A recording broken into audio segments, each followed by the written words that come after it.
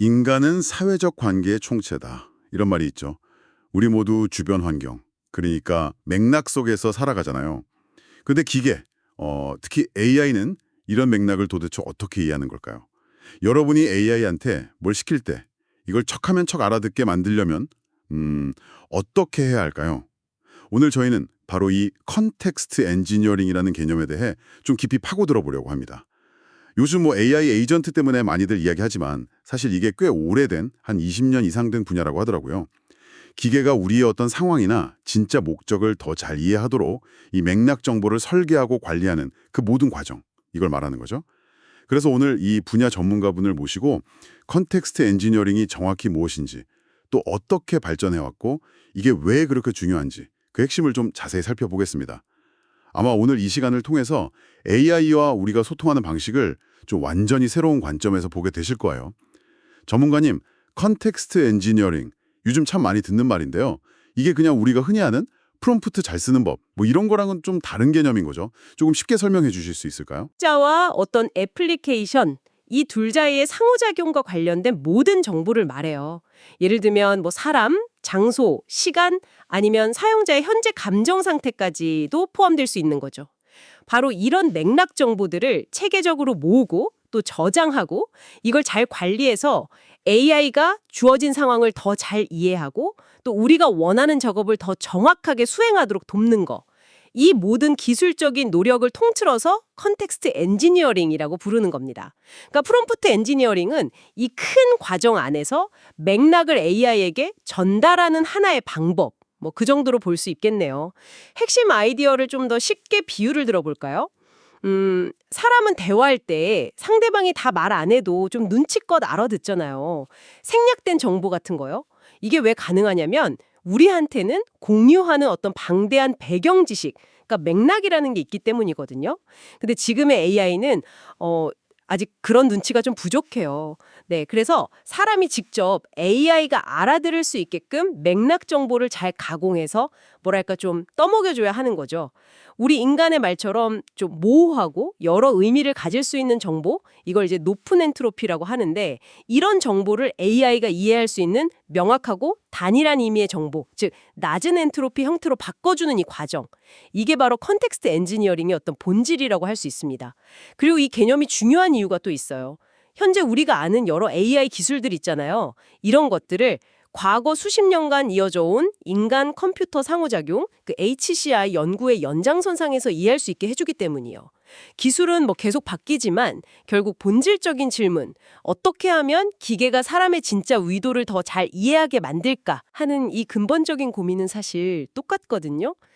컨텍스트 엔지니어링은 바로 그 고민에 대한 답을 찾아가는, 계속 진화하는 그런 학문 분야인 셈이죠. 와, 그러니까 이게 단순히 명령어를 잘 쓰는 기술 차원이 아니라 AI와 사람 사이에 있는 그 근본적인 소통의 문제를 다루는 분야군요. 굉장히 흥미롭네요. 근데 20년 이상 발전해 왔다고 하셨는데 그동안 구체적으로 어떤 변화들이 있었던 건가요? 무엇이 이런 변화를 이끌었을까요? 노력. 이걸 뭐 상호작용 비용이라고 하는데 이 비용이 점점 줄어드는 방향으로 진화해 왔습니다. 이걸 크게 네 개의 시대로 나눠볼 수 있어요. 첫 번째 시대는 일화 원점형인데요. 대략 한 2020년 이전까지, 그러니까 컴퓨터가 아주 기초적인 작업만 하던 시절이라고 보시면 돼요. 이때 기계는 우리가 딱 정해진 형식대로 입력한 정보만 이해할 수 있었어요. 예를 들면 뭐 메뉴에서 항목을 고른다거나 아니면 GPS 좌표 같은 아주 단순한 센서 값을 주는 식이었죠. 맥락 정보는 기계가 처리할 수 있는 아주 명확한 형태로 뭐랄까 번역이 되어야만 했어요. 이 시기에는 철저하게 사람이 기계에 맞춰야 했던 거죠. 그리고 두 번째 시대, 이라 2.0은 2020년경에 GPT-3 같은 대규모 언어 모델, LLM이라고 하죠. 이게 등장하면서 시작됐고 바로 지금 우리가 살고 있는 시대입니다. 이게 정말 큰 변화였는데 AI가 드디어 우리 인간의 자연스러운 말을 알아듣기 시작한 거예요. 심지어 우리가 직접 말하지 않은 어떤 숨은 의도까지도 어느 정도는 파악하게 됐고요. 요즘 많이 쓰는 프롬프트 인지니어링이나 외부 정보로 막 검색해서 답변해주는 RAG, 그리고 대화 내용을 기억하는 장기 기억 기술 같은 것들이 전부 이 시대의 산물입니다. 이제는 AI가 사람에게 좀 더 맞춰주기 시작했다고 할까요? 네, 대화하듯이 소통하는 게 가능해진 거죠. 물론 아직 완벽하지는 않아서 2라 3.0 시대로 넘어가는 과도기라고 볼 수 있습니다. 아, 그렇군요. LLM의 등장이 정말 결정적인 분기점이었네요. 그럼 그 다음 시대는 어떻게 되는 건가요? 이라 3.0은요? 세 번째 시대, 에라 3.0은 아직 오지 않은 미래인데요. 이때는 AI가 사람처럼 아주 미묘한 사회적인 맥락이나 감정적인 맥락까지 이해하게 될 거라고 예상해요. 예를 들어 농담이나 좀 비꼬는 말까지 알아듣고 정말 사람 동료처럼 협업할 수 있게 되는 거죠. 이때가 되면 우리가 굳이 막 애쓰지 않아도 AI가 맥락을 훨씬 더 잘 파악할 테니까 컨텍스트 엔지니어링 자체가 지금보다는 훨씬 더 자연스러워질 겁니다.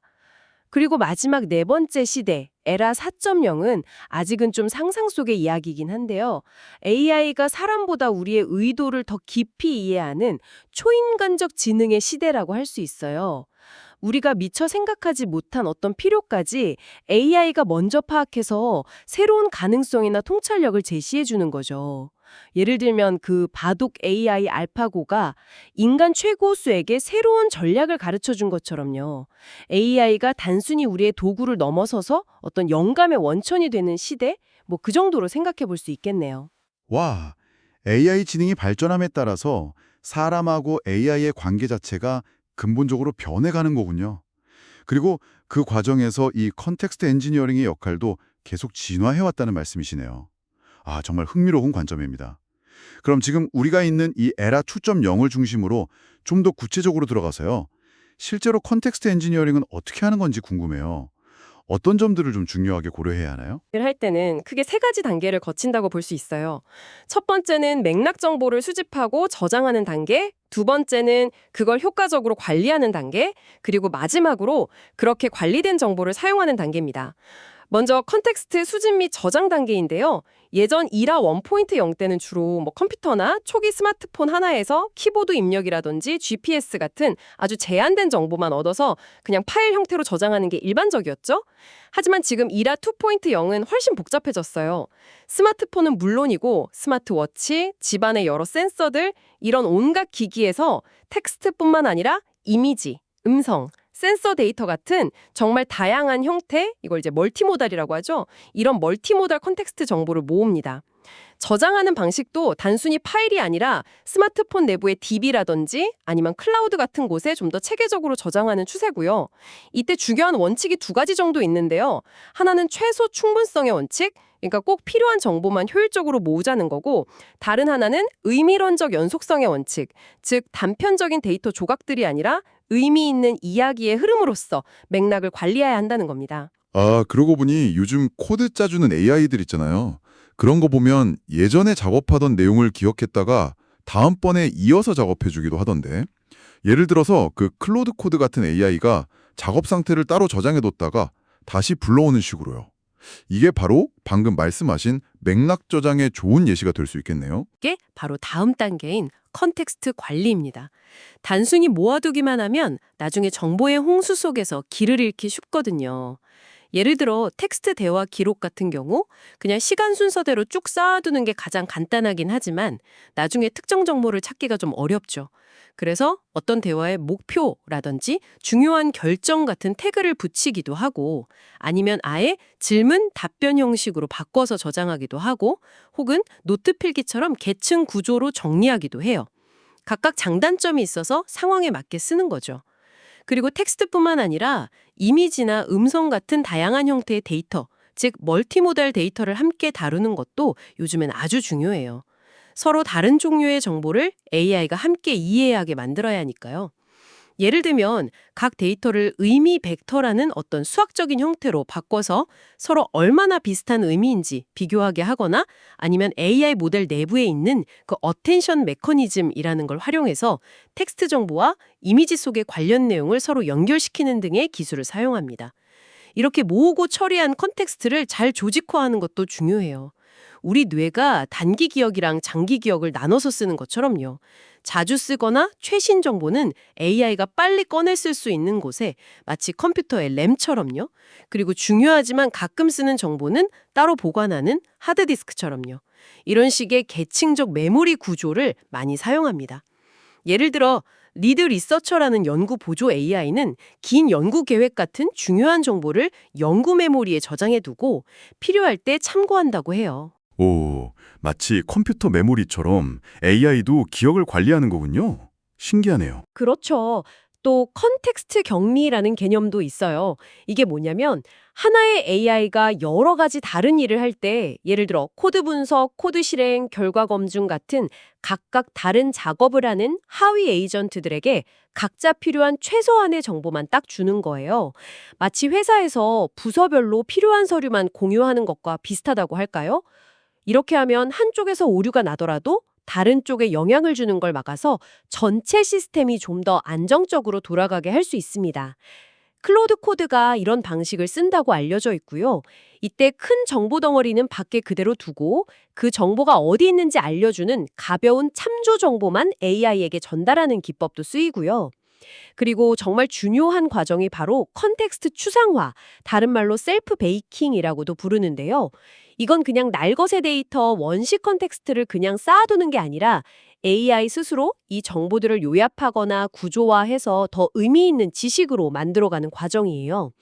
이게 없으면 AI는 그냥 녹음기나 메모장에 불과하겠죠. 예를 들어서 긴 대화 내용을 AI가 스스로 요약해서 저장해두거나 아니면 중요한 사실들을 미리 정해진 형식, 스키마라고 하죠. 이런 스키마에 맞춰서 추출해서 저장해두는 거예요. 코드래빗 같은 코드 리뷰 AI가 이런 방식으로 중요한 정보를 관리한다고 알려져 있습니다. 와, 단순히 기억하는 걸 넘어서 스스로 학습하고 정리하는 느낌인데요. 그럼 이렇게 잘 관리된 컨텍스트를 실제로 어떻게 활용하는 단계로 넘어가는 건가요? 그게 바로 마지막 단계인 컨텍스트 사용입니다. 잘 정리된 정보를 바탕으로 AI가 더 똑똑하게 행동하게 만드는 거죠. 예를 들어 여러 AI 에이전트가 협업할 때 서로 정보를 주고받아야 하잖아요. 오토GPT처럼 이전 대화 내용을 다음 지시에 그냥 포함시키는 단순한 방법도 있고 아니면 정해진 형식의 메시지를 서로 교환하거나 TM이나 G 메모리처럼 그래프 구조로 된 공유된 기억 공간을 활용하는 좀 더 복잡한 방법들도 있어요. 또 서로 다른 앱이나 시스템끼리 정보를 주고받을 때는 각자의 형식은 그대로 유지하되 중간에서 번역해지는 어댑터를 쓰거나 아니면 제이슨, 요약된 자연어, 의미 벡터처럼 서로 이해할 수 있는 어떤 공통된 형식으로 정보를 교환하기도 합니다. 그리고 정말 중요한 게 수많은 컨텍스트 중에서 지금 당장 필요한 정보를 선택하는 능력이에요. 정보가 너무 많으면 오히려 AI가 혼란스러워할 수 있거든요. 이걸 어텐션 이전의 어텐션이라고 부르기도 하는데 말 그대로 어떤 정보에 집중할지 먼저 결정하는 거죠. 이때 현재 대화 주제와의 관련성, 이건 의미 벡터 검색 같은 걸 활용하고요. 또 이전에 내린 결정과의 논리적인 연결관계, 정보가 얼마나 최신인지, 중복되는 내용은 없는지 등을 종합적으로 고려해서 필요한 정보만 딱 골라내는 필터링 과정이 필요해요. 우리가 검색할 때 관련 없는 내용을 걸러내는 것과 아주 비슷하죠. RAG에서 문서를 잘게 나누고 청킹, 검색하고 관련성 높은 순서로 다시 배치하는 과정이 바로 이런 선택 과정의 대표적인 예시입니다. 더 나아가서는 사용자가 직접 말하지 않은 숨겨진 의도나 필요를 능동적으로 추론하는 것도 컨텍스트 사용의 중요한 목표 중 하나예요. 대화 패턴을 분석해서 사용자 취향을 파악한다거나 혹시 이런 것도 필요하지 않으세요? 하고 먼저 질문을 던진다거나 아니면 사용자가 뭔가 어려워하는 것 같으면 먼저 도움을 제안하는 식이죠. 궁극적으로는 한 사람의 인생 전체에 걸쳐서 생성되는 모든 맥락 정보를 계속해서 관리하고 업데이트하는 평생 컨텍스트 관리 같은 것도 생각해 볼 수 있어요. 하지만 이건 정말 어려운 문제입니다. 데이터 양이 정말 어마어마하게 늘어날 텐데 저장 공간도 문제고 이걸 다 처리하려면 성능이 너무 느려지겠죠. 특히 현재 AI 모델의 핵심인 트랜스포머 구조는 정보가 길어질수록 계산량이 기하급수적으로 늘어나는 한계가 있거든요. 맘바 같은 대안 모델도 연구되고 있지만 아직 완벽하진 않아요. 또 시스템이 불안정해질 수도 있고 이게 제대로 작동하지 작동하는지 평가하기도 굉장히 어렵고요. 그래서 단순히 AI의 기억 용량, 즉 컨텍스트 창을 늘리는 것만으로는 한계가 있고 우리 뇌가 정보를 다루는 방식처럼 중요도에 따라 정보를 압축하고 때로는 잊어버리기도 하면서 효율적으로 관리하는 그런 의미론적 운영체제 같은 새로운 접근법이 필요하다는 이야기가 나오고 있습니다. 와, 정말 복잡하면서도 굉장히 체계적이네요. 듣다 보니까 실제 AI 개발 현장에서 바로 써먹을 수 있는 그런 팁 같은 것도 있을 것 같아요. 뭐 최신 기술 트렌드랄까요? 아, 네. 몇 가지 실용적인 팁들이 있습니다. 예를 들어 캐벨 캐싱 효율을 높이는 게 상당히 중요해요. 이게 뭐냐면 AI가 한번 처리한 내용을 잠시 기억해뒀다가 다시 사용하는 기술인데 이걸 잘 활용하면 속도도 빨라지고 비용도 줄일 수 있거든요. 그러려면 프롬프트의 앞부분, 그러니까 자주 바뀌지 않는 부분을 최대한 안정적으로 유지하는 게 좋습니다. 또 AI가 사용할 도구, 툴을 설계할 때는 그 설명은 아주 명확하게, 그리고 기능은 너무 복잡하지 않게 만드는 게 중요해요. 도구가 너무 많으면 AI가 뭘 써야 할지 헷갈려서 오히려 성능이 떨어질 수 있습니다. 경험적으로 보면 한 30개가 넘어가면 성능이 좀 나빠지기 시작하고 100개 이상이면 실패 확률이 꽤 높아진다는 말도 있더라고요. 그리고 좀 의외일 수도 있는데 오류가 발생했던 상황이나 잘못된 결과 같은 실패 컨텍스트를 유지하는 게 도움이 될 수 있어요. AI가 자신의 실수를 보고 이건 잘못됐구나 하고 배울 수 있는 기회가 되거든요. 여러 AI 에이전트가 협업하는 경우에는 각자의 역할과 지침을 명확하게 해줘야 하고요. 특히 작업이 길어질 때는 중간중간 우리의 목표가 뭐였지? 하고 목표를 다시 한번 되새겨주는 리사이팅 골즈나 AI가 방향을 잃지 않도록 돕는데 꽤 효과적입니다. 오, 실패 기록을 남기는 게 중요하다니 그거 참 흥미로운데요? 이런 컨텍스트 엔지니어링이 실제로 어떻게 적용되는지 구체적인 사례를 좀 들어보면 더 와닿을 것 같아요. 아까 개발자들이 많이 쓰는 그 까만 화면에 글자 치는 거 있잖아요. 명령줄 인터페이스, CLI라고 하죠. 거기에도 적용된다고요? 네, 맞습니다. 구글의 제미나이 CLI가 아주 좋은 예시인데요.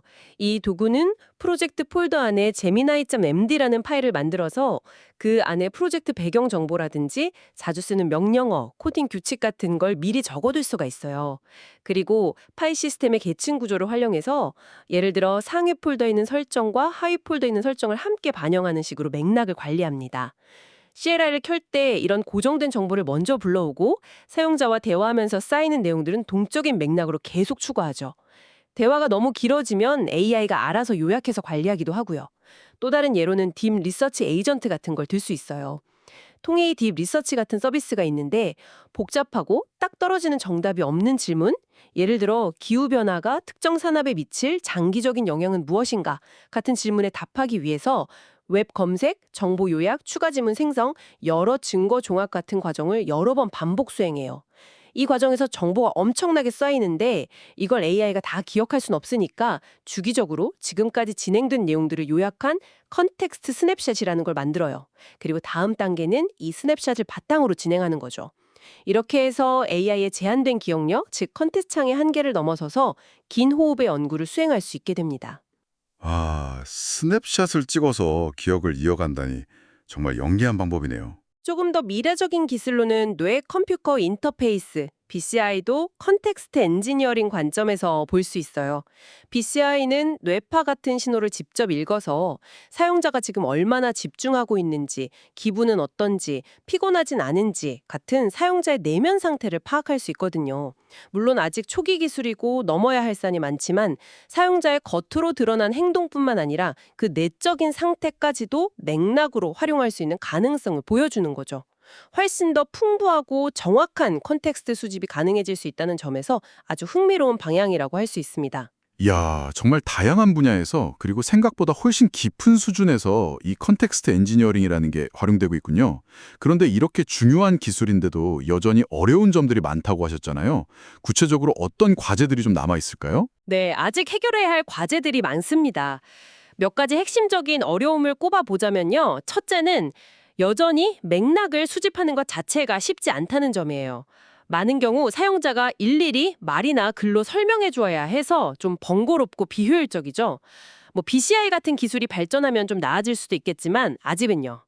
둘째는 쌓여가는 그 방대한 맥락 정보를 어떻게 효율적으로 저장하고 관리할 것인가 하는 문제입니다. 정보가 많아질수록 필요한 정보를 제때 찾아 쓰는 게 점점 더 어려워지거든요. 확장성 문제가 있죠. 셋째는 AI 모델 자체가 복잡한 맥락을 이해하는데 아직 한계가 있다는 점입니다. 특히 여러 정보들 사이의 어떤 논리적인 관계라든지 이미지 속에 숨겨진 미묘한 관계 같은 걸 파악하는 능력이 아직은 좀 부족해요. 넷째는 정보량이 많아질수록 AI 처리 속도가 느려지는 성능 병목 현상이에요. 특히 트랜스포머 모델의 구조적인 한계 때문에 긴 맥락을 다루는 게 좀 비효율적이죠. 앞서 말씀드린 것처럼 만바 같은 새로운 모델 구조 연구가 계속되고는 있지만 아직 완벽한 해결책은 나오지 않았어요. 다섯째, 그래서 결국 수많은 정보 중에서 진짜 중요한 맥락을 골라내는 게 어렵다는 문제로 이어집니다. 쓸데없는 정보, 노이즈에 방해받거나 정작 꼭 필요한 신호를 놓치기 쉬운 거죠. 관련성 높은 컨텍스트를 잘 선택하는 게 중요해요. 마지막으로 앞서 잠깐 언급했던 평생 컨텍스트 관리의 어려움입니다. 데이터 규모가 계속 커짐에 따라서 저장, 처리, 시스템 안정성, 그리고 평가 등 모든 면에서 문제가 훨씬 더 복잡해지는 거죠. 결국 이런 과제들을 해결하려면 단순히 AI의 기억 용량, 컨텍스트 창만 늘리는 걸로는 부족해요. 우리 뇌가 정보를 다루는 방식에서 좀 힌트를 얻어야 할 것 같습니다.